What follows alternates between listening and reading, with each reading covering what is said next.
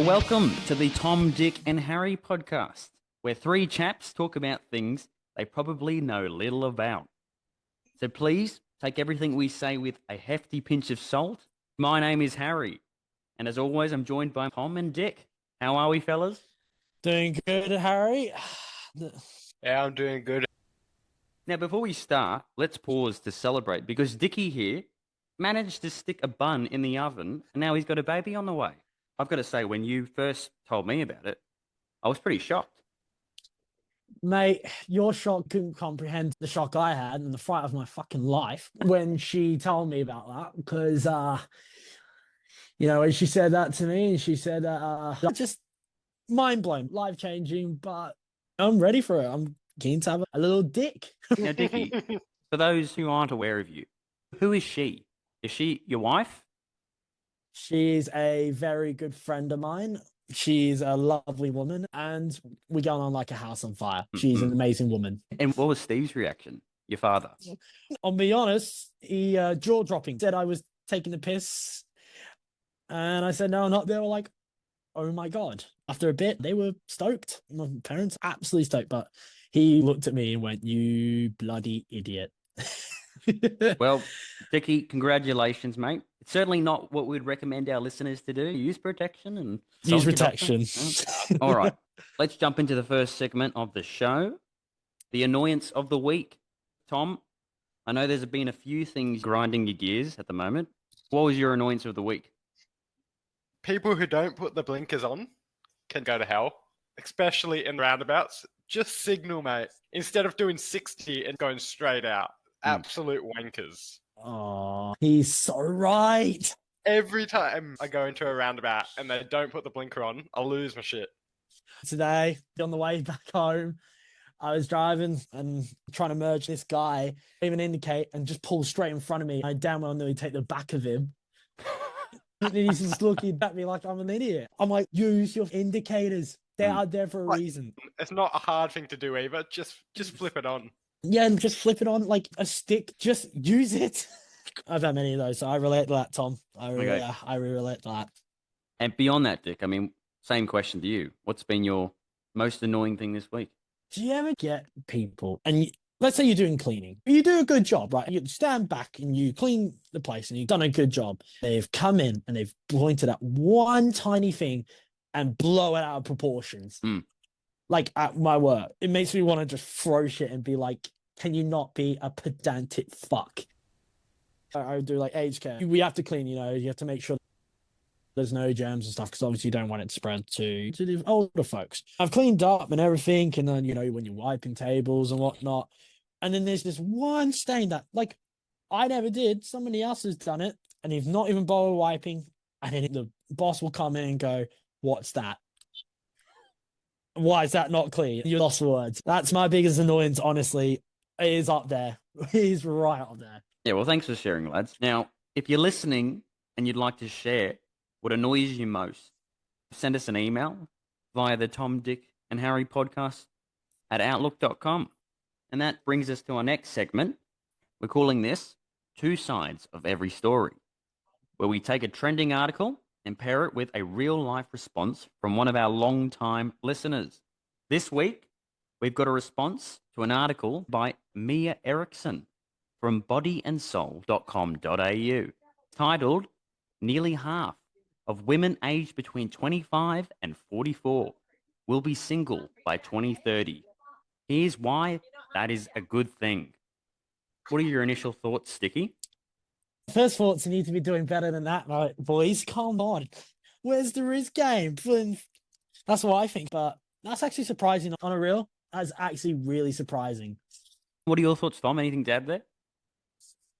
I think it sounded like a bunch of feminist shit. just getting up there, like.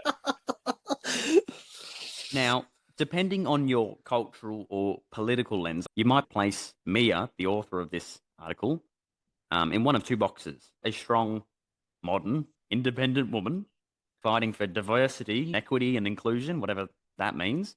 Or on the other hand, an unstable, radical communist trying to justify the possibility of ending up single, childless, and alone.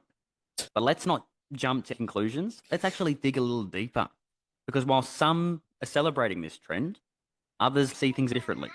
Let's hear from Mrs. Sophie Flanagan, a career woman turned mother, business owner, and a long-time listener of the show, who brings a seasoned, heartfelt take on the modern trend. Here's our first extract from the article. Women are swapping deadbeat boyfriends and transactional relationships for promotions, financial independence, and personal fulfillment. According to leading economists, thanks to the efforts of tenacious and determined women throughout history, we are lucky to be living in a time when financial freedom and personal independence are free for the taking. The world is our oyster. According to data, more women are choosing to enjoy the fruits of their labor. More women than ever are focusing on their careers, financial independence, and personal fulfillment. They're moving away from traditional norms like marriage, having babies, and homemaking.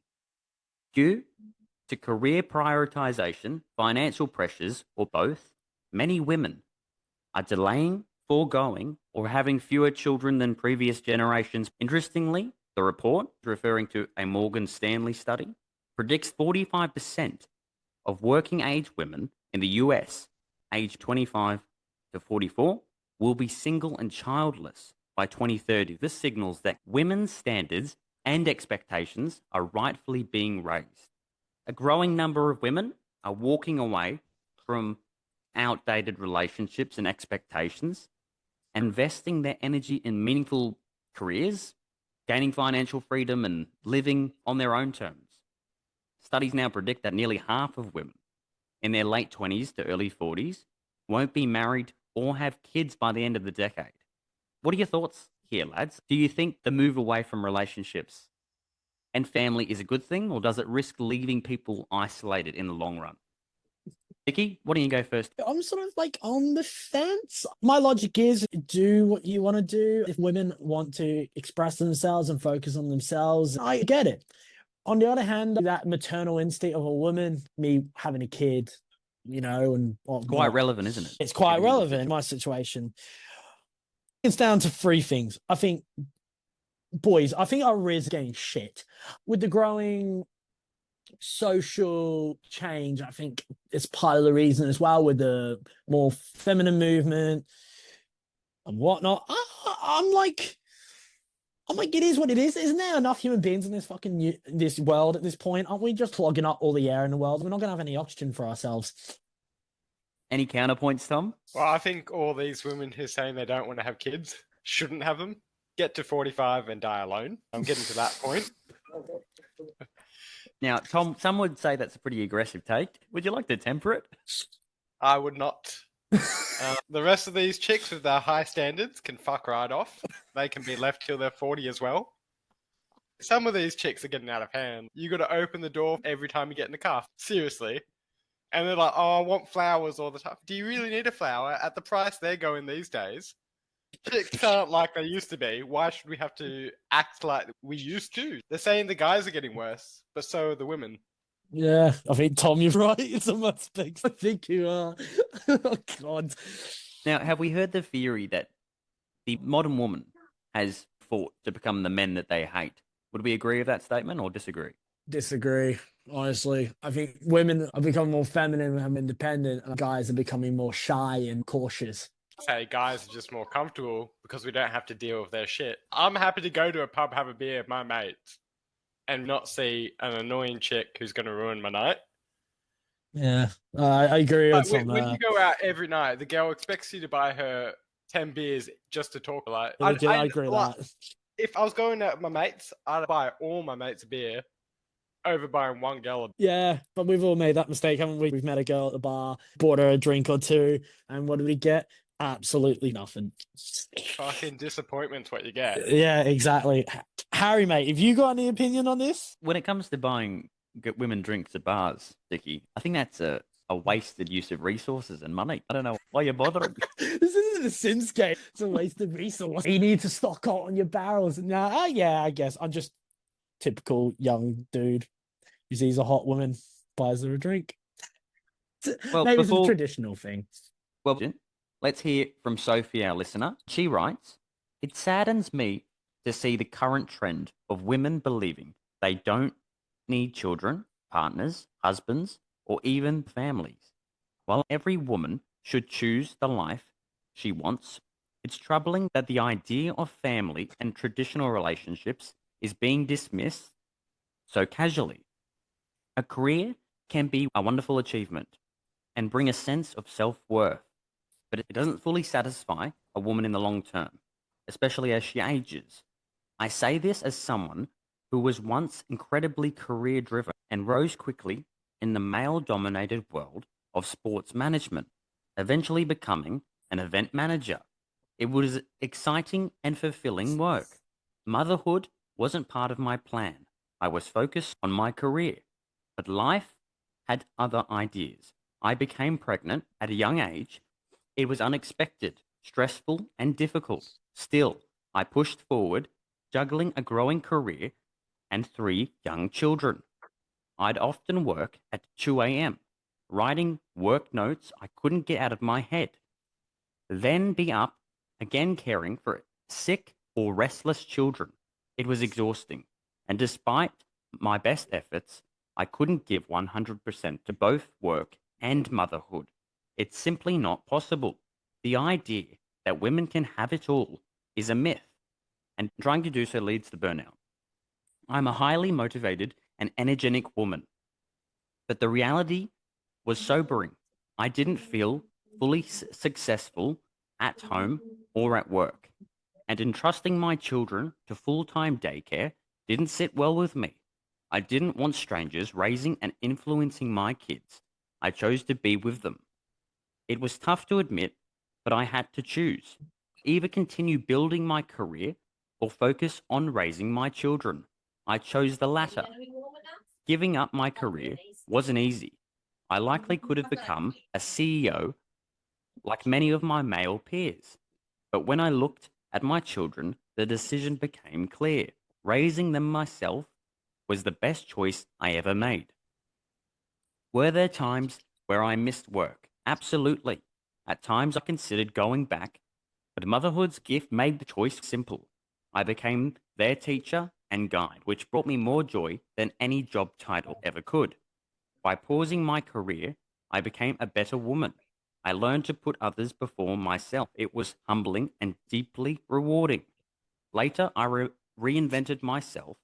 Had I stayed in my old career, I might have earned more, but I couldn't have raised my children. A stranger would have done my job. I restudied while my kids were at school and became a florist. I've continued to upskill, working in aged care and the medical field, floristry, and even running my own business. My life became interesting and full in ways I hadn't anticipated. Even though I never planned to have children, I'm proud of my youngest self. Being a mother outweighs being a CEO. A career can end at any moment, but your children are forever. So, lads, in summary, Sophie has reflected on her former career driven life, but ultimately chose motherhood over professional ambition. And I guess she argues that trying to have it all leads to burnout and regret. Any thoughts there? Yeah, I honestly, she sounds right. Like, you know, I hear a lot from people I know have got kids, and from her aspect as well, where they had a really good job and they were focusing on themselves and all. And then obviously life likes to throw a curveball, just like myself. And change up the plans, but they always say the one thing, that they never regretted having a kid, and they would take it all the time. And I think it's right. And I don't think you can do it all. Like, she's right about being burnt out. Like all of us, we've all been burnt out before. We've all tried to do too much. And I think she's right. And I honestly agree. As I think she's pretty bang on. Tommy, any thoughts there? I'll agree on the fact that no one can do it all. I don't understand when people are like, oh, I can have my kids, I can have my career as well. You've kind of got to pick one, or you're putting about 50% into either. So it's not really a strategy. But I think if you choose a career, it's fine. Choose the career, but don't complain after that you don't have kids and you chose not to have the life you wanted if you chose the career. So pick one or the other and accept the Rubbish. consequences. Yeah, I think Tom's right. You hear people who don't have kids complain about not having kids, and it's like, well, you picked the career, that you've picked that part. It's like the game of life, actually. I think it's quite similar to the topic. You know, when you play the game of life, you pick your career or you go down the family route. You know, and you can't do either other, or like Tom said, you do a 50-50 split, and it's kind of like you're not putting enough effort into each of them. Yeah, exactly. It's spread too thinly. But then you don't know what life throws you. Like that's the simple thing. You just don't know. But well, there's a sort of tension between the idea that we're products of our choices on one hand, and then the other idea that our outcome in life is influenced by external factors. Yeah. But ultimately, I suppose you've got to take personal responsibility. All right, but that perfectly segues into part 2 of the article, titled, "We Can Have It All, but Do We Want It All?" Can't. I've solved it. Mia, the writer, continues. She says, another interesting factor in projected economic trends is that, logistically speaking, women no longer have to choose between having a family and having a career. Thanks to scientific innovation, having a baby doesn't even require the active participation of a man. Now, before I continue, fellas, basically in that first bit, she's suggesting that we can be removed from the picture. How do you feel about that? If you want to be a single mother, go for it. But you're damaging the child. It needs the structure of both a father and a mother figure. I just like the fact that she's like, we're now like useless, like we're like tools. Like, look, I have 2 friends who are they're women and women, and like they understand that they still need the guy, because obviously, what do? We give the kid. Well, I think that what she's suggesting is that they can use a sperm donor now, as but where's opposed the to sperm donor come from? We're the sperm donor. Well, this is correct, but I'm sure there's some men out there who are willing to donate their specimen for money. I put my hand up for that. Wankers. Like I've got once offered to be a sperm donor, and I'm like, yeah, but there were 2 lesbian couple, a lesbian couple. Dickie, we only need one little Dickie running around. Out later. Yeah, I know. That was thinking about. I'm like, I don't know. I don't know. All right, let me continue. Okay, she writes, while partners of any gender aren't necessary for baby making, with many women proving they are capable of taking on the task alone, a growing number of women are choosing to forego motherhood altogether, prioritizing financial independence and career growth. And while the increasing number of women prioritizing career and personal fulfillment over kids might affect global population numbers, but is projected to benefit the economy. With more of us sitting in leadership roles, heading boardrooms and parliaments, it should be easier to drown out the manosphere cries and focus on what's important, taking what's rightfully ours. Let me point off there. Nothing's rightfully anyone's. What are you going on about? Going into politics or whatever? Men are primarily dominant in it because they're better at the leadership role. And you're going to go on about you're born for this role. This is just mentally unstable behavior. Would we call it mentally unstable?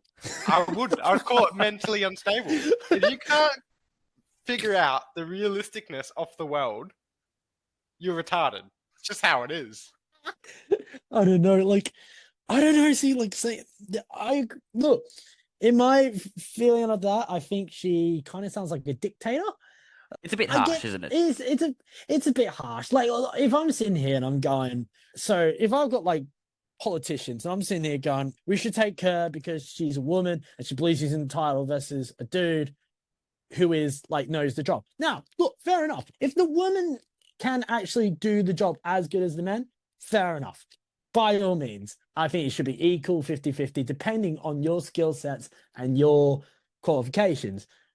But it's not an entitlement. You're not entitled to it just because you're that.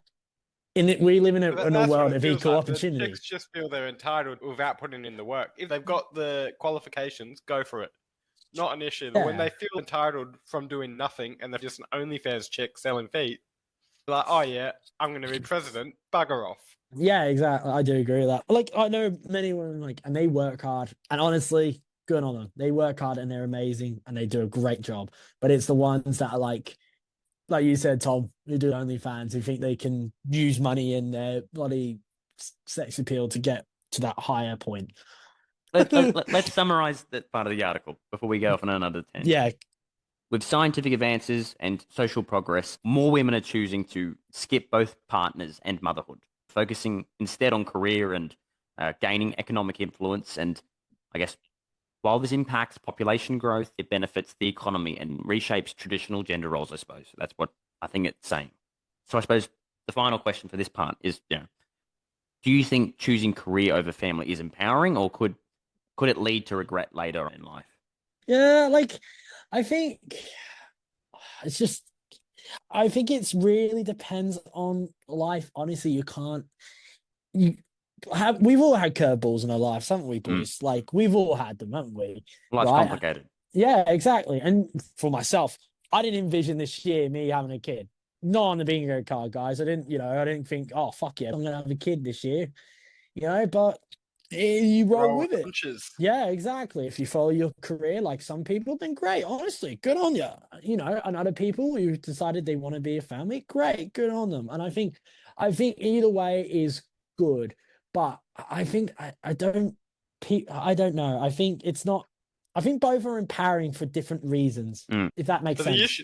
the issue is, for me, they want both. Be realistic. Choose a path. Yeah, I think you're right, Tom. I think it's either or other. Like, I know people have tried, but if you ask a lot of people who have tried to do both, unless you already made it, if you know what I mean, if you've already made it, money does help. You can afford, but you lose that connection if you've got a kid. But then if you have a career, then yeah. Perhaps a better way of putting it is that you can have it all, but at different stages throughout your life. You can't have it all at once. There is that temptation for people to want everything all at once. Yeah, I think you're right there, Aaron. I think you're right. But you have to pick and choose the correct time. You probably cannot have children later in life for obvious reasons. So you have to do that earlier and prioritize your career later. Yeah, exactly. Like, obviously, you can. I think it depends also the industry of your career. I will say that, like, it's the same for us blokes, isn't it? Like, we can't have it all, like, but we try our best to do our best we can. Like, me with obviously my little one arriving along, I know I'm gonna have to make some sacrifices for my career from what I want to do. But look, if anything, it might bring me more happiness. But then other people I know who don't want kids at all, guys, and who make a career, and I'm like, good on them. It works both ways, and I don't think there should be this gender opposition, a gender war. Yeah, I think we're both equal in that aspect. So yeah. What do you think about that, Tom? Are we both equal in that aspect? What would you say to that? I say we bring on the war. Let's determine who's better at what. Men are stronger. Women are better in the kitchen. Just saying. So how would you determine that, Tom, by the way? Like, generally, how would you? It's already been determined by centuries and centuries of history. Women are better suited at home in the kitchen and looking after the kids. Men are better suited at work. Now, Tom, what would you say to people who would consider that view sexist? You're a moron. Just look at history. It's worked out, hasn't it? That's why you're alive. I'm going to say, boys, this podcast ain't going to be for the faint of heart. It's just raw, mate. You want the opinion, you get them. Let's move on to Sophie's response to part 2. We need Sophie's perspective. Let's have a look here. Sophie's response is grounded in a full life lived across careers, continents, and parenthood. She writes nicely as a mother of a 28-year-old daughter, saying she's always encouraged her to have choices, whether in career, motherhood, or both. She supports her decisions and knows firsthand you can't have your cake and eat it too. I'm with that. Don't be a greedy hog. She goes on here, trying to do both a career and family at 100% will eventually break you. I've lived it. This article may be grammatically polished, but it lacks lived experience, depth, and nuance. All women should live as they desire, but saying women don't need a partner or children risks leading many down a lonely path, especially after the age of 45. I do respect those who genuinely don't want a family. It's better to be honest than resentful, but it's also important to be realistic. As a mother of two sons, it's frustrating that they're struggling to find partners because so many women today seem unable to get their act together. It's not just men who are failing in modern relationships. I see my boys trying to commit only to be met with indecision, self focus, or confusion from the women they meet. It's disheartening. The trend of you go girl who needs a man or kids can feel empowering but may lead to regret. Fertility is not a trend, it's a biological fact. Women are most fertile in their 20s. By 30, only 12% of our fertility remains. By 40, that number drops to 3%. Waiting too long. Early, Dick. Waiting too long comes with.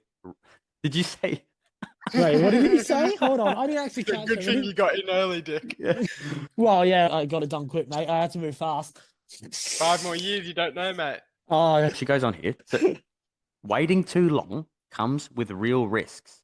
As someone who raised a baby daughter alone for several years, I can tell you it's brutally hard financially, emotionally, and physically. It's not just a bad lifestyle statement, it's reality. A career is important, both for men and women, but so are the many beautiful experiences outside of it. I've traveled the world, lived overseas, raised 3 children, started a business, and married a man who is my best friend. I look forward to being a big part of my grandchildren's lives. I'm still my own person with my own interests, but I'm also living a full, rich life. And that's not a trend. That's just living.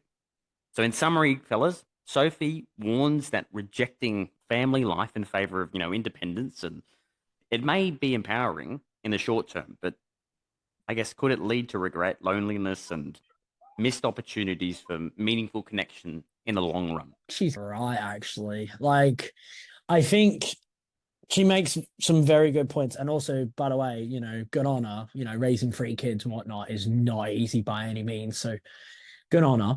But yeah, I think she's kind of right. What about you, Tom? Well, I would agree on most of them. I think it's a hard thing to raise kids. Like, I also think it's choose while you're young what you want to do, and you need to stick with it. If you're not 100% sure, make sure you've got your options. Like, if you want to have kids in 5 to 10 years, just wait. You've got to be prepared before those 5-10 years you get to them. Take note, Dickie. Take note. Oh, fuck's sakes, please. Right, fuck's sakes. No, I good on her. By the way, I will say, good on her. It's not easy to all the women out there who have kids and working hard to raise them. Good on them. Just remember, an abortion is an option. Yeah, we disagree here, but let's not get into that debate. No, let's not get into that. The question is, have we swung too far towards career first living? Or is it just the new face of, feminine freedom? Or, is there a sweet spot in the middle? What do we think? I think there's a sweet spot in the middle. And I think it depends per person, though. Because you can find a sweet spot for the generality, but there's always going to be those stand out. And I'm 100% able to say that 1% of women who want to stand out and just do a career can do it, and they can do it really well. But then you can't be complaining that you didn't have kids. You chose what you chose. The same with mums who are like, I could have been this, I could have been that. Well, you're not.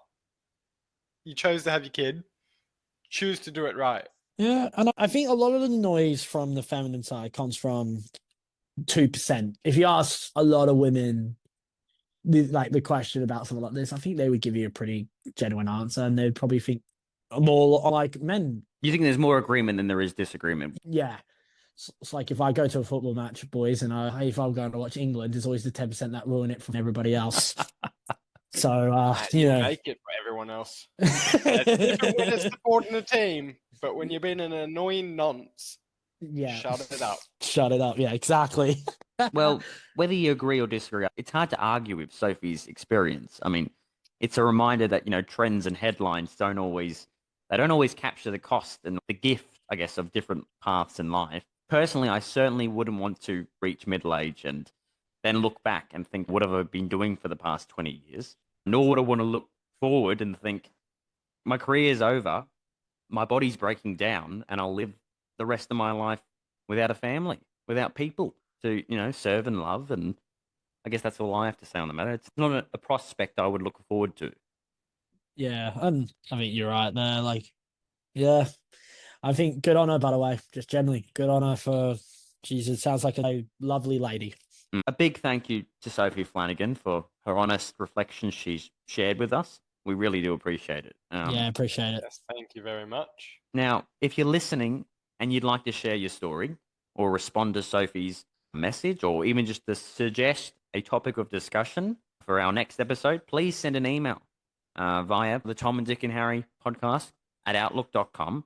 And we look forward to hearing from you. This brings us to the end of this week's episode of the Tom, Dick and Harry podcast. Yeah. And farewell for now.